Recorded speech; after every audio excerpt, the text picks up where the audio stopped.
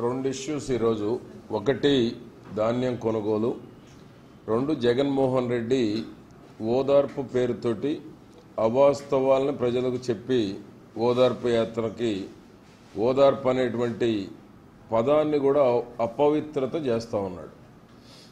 జగన్మోహన్ రెడ్డి కర్నూలులో ఓదార్పు యాత్ర చేస్తున్నాడు అంటే ఇక జగన్మోహన్ రెడ్డి బతికినంతకాలం ఓదార్పు పేరుతోటే ప్రజల్లోకి వెళ్తాడు. ఎందుకంటే మంచి కోరుకోని వ్యక్తి చెడు జరగాలి ఓదార్పు పేరుతో అక్కడికి పోవాలి. రైతులు సంతోషంగా ఉండకూడదు, రైతులు కష్టాల్లో ఉంటే ఈయన ఓదార్పు చేయాలనేటువంటి ఒక దురాలోచన కలిగినటువంటి వ్యక్తి ఎవరైనా ఈ రాష్ట్రంలో ఉన్నారు అంటే ఒకే ఒక్కడు జగన్మోహన్ రెడ్డి. ఎందుకంటే ఆయనకి కేసులు సూట్ కేసులు తప్ప రైతులు కష్టాలు తెలియవు. జగన్మోహన్ రెడ్డికి కేసులు సూట్ కేసుల్లో ఉన్న అనుభవం రైతు ఇబ్బందులేంటి, రైతు కష్టాలేంటి, వ్యవసాయం ఏంటి అనేటువంటి తెలియనటువంటి ప్రతిపక్ష నాయకుడుగా సంపూర్ణంగా వైఫల్యం చెందినటువంటి నాయకుడు. ఈరోజు రుణమాఫీ 24,000 కోట్లు చేశాం, చేసిన దాన్ని చేయలేదని వక్రీకరిస్తూ ఉన్నాడు.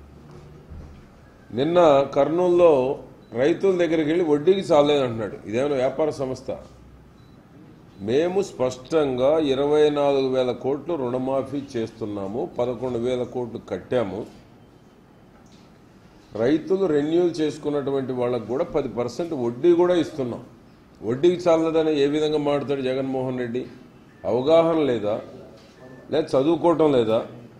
రైతులు అడిగినా చెప్తారు కదా, 10% వడ్డీతో మీ ఖాతాల్లో జమ వేస్తున్నాము. రెన్యూల్ చేసుకుంటే 4% రైతుకు వస్తుంది, 6% వడ్డీలో కూడా బెనిఫిట్ పొందొచ్చు అని గౌరవ ముఖ్యమంత్రి గారు అనేక సభల్లో స్పష్టంగా చెప్పాం. రైతులకి వడ్డీకి చాలటం లేదని అవాస్తవాలు చెప్పేటువంటి పరిస్థితి జగన్మోహన్ రెడ్డి ఓదార్పు యాత్ర.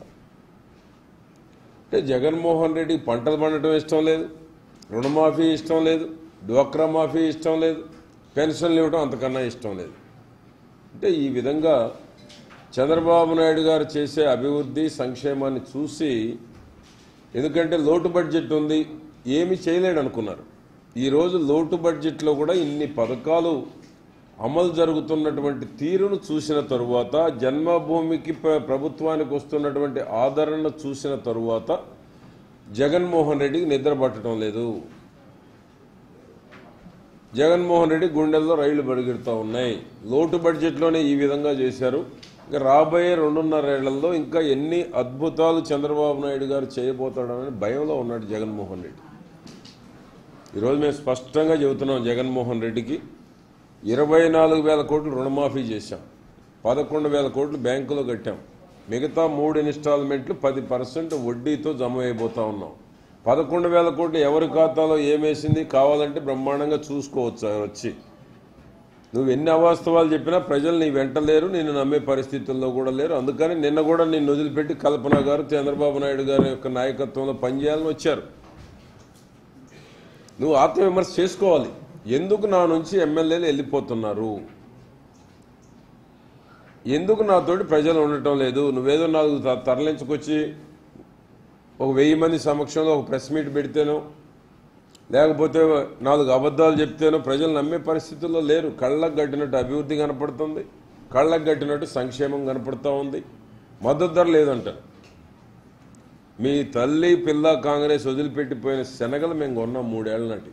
3 ఏళ్ల నాటి నిల్వ ఉన్న శనగలు మా ప్రభుత్వం కొనుగోలు చేసింది చంద్రబాబు నాయుడు నాయకత్వంలో.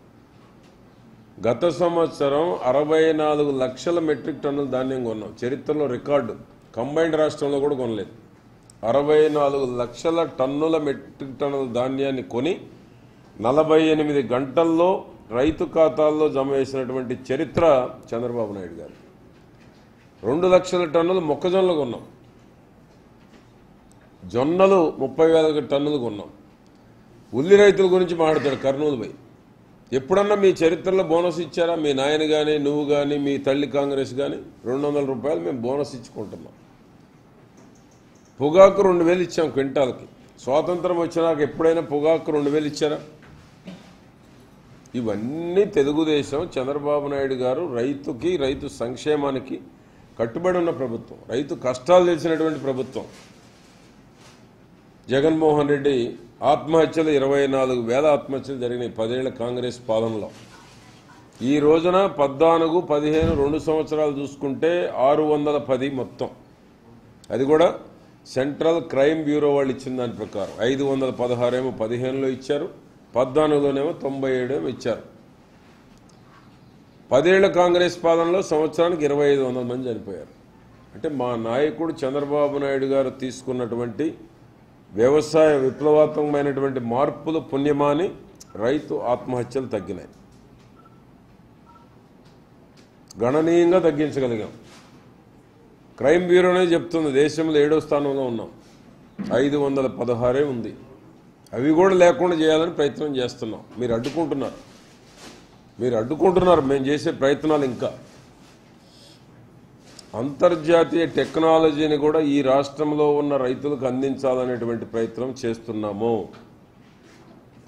క్వాలిటీ సీడ్ తేవడానికి అమెరికన్లో ఉన్నటువంటి ఐవా యూనివర్సిటీని కూడా కర్నూలులో తీసుకురాబోతా ఉన్నాము.